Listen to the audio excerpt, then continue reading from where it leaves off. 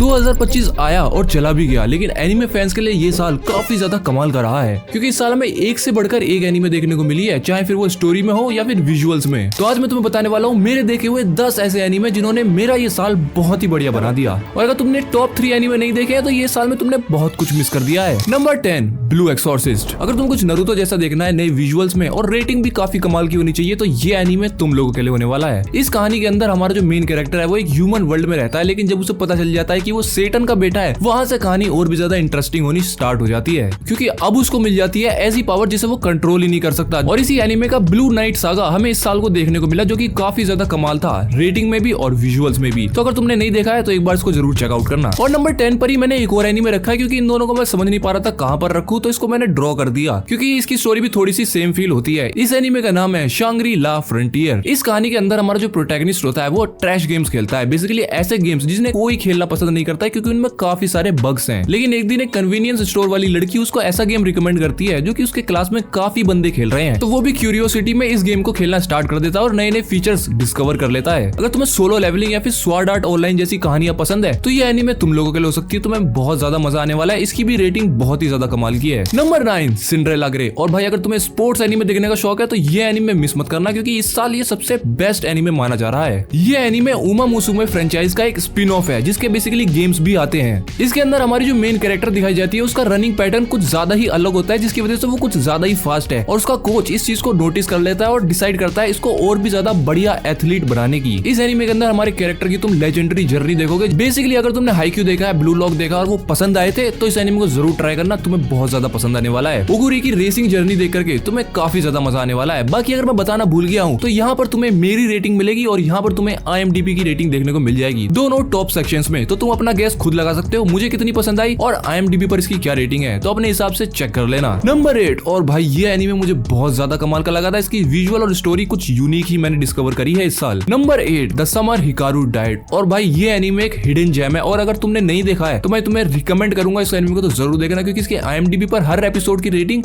8+ है। तो तुम खुद ही समझ सकते हो उसकी स्टोरी और विजुअल क्वालिटी किस लेवल की होगी, क्योंकि ये एनिमे साइकोलॉजिकल हॉरर और स्लाइस ऑफ लाइफ का जॉनरा परफेक्टली बैलेंस करके चलता है। ये कहानी तो दोस्तों की है, योशिकी और हिकारू, जहाँ पर एक दोस्त माउंटेन्स पर घूमने जाता है और उसकी वहाँ पर मौत हो जाती है। और ये कोई स्पॉइलर नहीं है, नाम पढ़कर ही तुम्हें समझ में आ गया होगा। लेकिन वहाँ पर जो उसके साथ होता है वहाँ से इस कहानी का ट्विस्ट बनना स्टार्ट होता है। बेसिकली हिकारू माउंटेन्स पर मर जाता है और उसके बाद उसकी बॉडी को कोई और ले लेता है, जिसके बाद योशिकी पहले तो समझ नहीं पाता, पर धीरे धीरे उसको समझ में आ जाता है कि हिकारू के अंदर हिकारू नहीं कोई और ही है। अगर तुम्हें स्लो बर्न एनिमे या फिर साइकोलॉजिकल हॉरर देखना काफी ज्यादा पसंद है तो इस साल का ये एनिमे बिल्कुल भी मिस मत करना। नंबर 7, और इस साल ये एनिमे सबसे ज्यादा पॉपुलर हो रहा है, जिसका नाम है गाचियाकुता। तो अगर शॉर्ट में समझाऊं तो बेसिकली ये एनिमे डिस्टोपियन एक्शन एनिमे है, जिसकी स्टोरी रिवॉल्व करती है एक फ्लोटिंग सिटी के अराउंड, जिसका नाम द स्फेयर है, जहाँ पर ज्यादातर अमीर लोग रहते हैं। और यहीं पर हमें दिखाया जाता है हमारा मेन कैरेक्टर रूडो, जो कि इस डिस्क्रिमिनेशन से परेशान हो चुका है। और कहानी तब स्टार्ट हो जाती है जब उसको एक मर्डर में फंसा दिया जाता है और द पिट में फेंक दिया जाता है, जहाँ पहुंच के उसे पता चलता है कि वहाँ पर ऑलरेडी लोग एग्जिस्ट कर रहे हैं और वहाँ पर अलग अलग लोगों की पावर्स भी हैं। हालांकि इसका सीजन 1 जल्दी खत्म हो जाएगा और सीजन 2 भी अनाउंस हो चुका है, तो मिस मत करो। नंबर 6, फायर फोर्स सीजन 3, जिसका पार्ट 1 हमें इस साल देखने को मिला और अगले साल पार्ट 2 भी आ जाएगा। और ये इस एनिमे का फाइनल सीजन है, जिसके बाद इसकी स्टोरी एंड हो जाएगी और एंडिंग इसकी काफी कमाल की चल रही है, क्योंकि अब कंपनी 8 आउटलॉ बन चुकी है, यानी कि अपने सिस्टम के खिलाफ ही फाइट होने वाली है। बेसिकली इस सीजन तुम्हें सीजन 1 और सीजन 2 का पे ऑफ देखने को मिलेगा। जो भी स्टोरी अभी तक बिल्डअप होती हुई आ रही है वो धीरे धीरे करके कंक्लूड होती जा रही है, और जाते जाते यार ये साल काफी सारे एनिमे को एंड करके गया है। तुम लोगों ने इसका सीजन 1 और सीजन 2 नहीं देखा है तो तुम्हारे पास अभी भी चांस है इसकी एंडिंग को विटनेस करने का। नंबर 5, सैंडा, और एक और कमाल का एनिमे। भाई अगर तुमने ये एनिमे भी मिस कर दिया तो भाई यार क्या कर रहे थे इस साल। बेसिकली ये एनिमे फ्यूचर जापान पर सेट है, जहाँ पर बर्थ रेट इतना लो हो चुका है कि बच्चे अब पावरफुल हो चुके हैं और अडल्ट्स वीक। और क्रिसमस का कॉन्सेप्ट बिल्कुल खत्म हो चुका है, जहाँ पर हमारे कैरेक्टर सैंडा को पता चलता है कि वो सेंटा क्लॉज के फैमिली से बिलोंग करता है। और जब एक लड़की अपनी दोस्त को ढूंढने के लिए हमारे बंदे की पावर्स को जगाती है तो हमारा बंदा नॉर्मल स्टूडेंट से बन जाता है मिथिकल सेंटा वॉरियर। और इस एनिमे की IMDb रेटिंग बहुत ही कमाल की जा रही है। अगर तुमने ये एनिमे इस साल मिस कर दिया था तो भाई फटाफट देख लो, क्योंकि सीजन 2 ऑलरेडी अनाउंस हो चुका है। नंबर 4, और बहुत ही लोगों का फेवरेट एनिमे द अपोथेकेरी डायरीज। भाई ये तुम्हारा कोई रेगुलर रोमांस वाला एनिमे नहीं है, बल्कि पूरा दिमाग लगा के देखने वाला एनिमे है, क्योंकि इसके अंदर जो स्टोरी लाइन, थ्रिल, मिस्ट्री चलती रहती है वो बहुत कमाल की है। और एनिमे की कॉमेडी की बात करें तो भाई टॉप द नॉच। और जापानीज लोगों को तो ये एनिमे कुछ ज्यादा ही पसंद आ रहा है, क्योंकि विंटर 2025 में ये एनिमे वहां पर नंबर 1 पर रैंक कर रहा था। ऐसे ही थोड़ी यार ये क्रंची रोल के एनिमे अवार्ड्स में 13 बार नॉमिनेट हुआ है। और अगर तुमने इसका सीजन 1 देखा था और तुम्हें पसंद आया था तो हो सकता है तुमने ये वाला सीजन भी खत्म कर दिया हो। बाकी अब टाइम आ चुका है टॉप 3 एनीमे का। बाकी क्या तुम लोग गेस कर पाए कि टॉप 3 में कौन कौन से एनीमे है? नंबर 3 डेंडरडेन। और भाई इसका सीजन 1 इतना फटा था कि इसकी सीजन 2 को तो हाइप मिलनी ही थी, क्योंकि स्टोरी एग्जैक्टली कंटिन्यू करती है सीजन 1 से, जहां पर इसकी स्टोरी एंड हुई थी।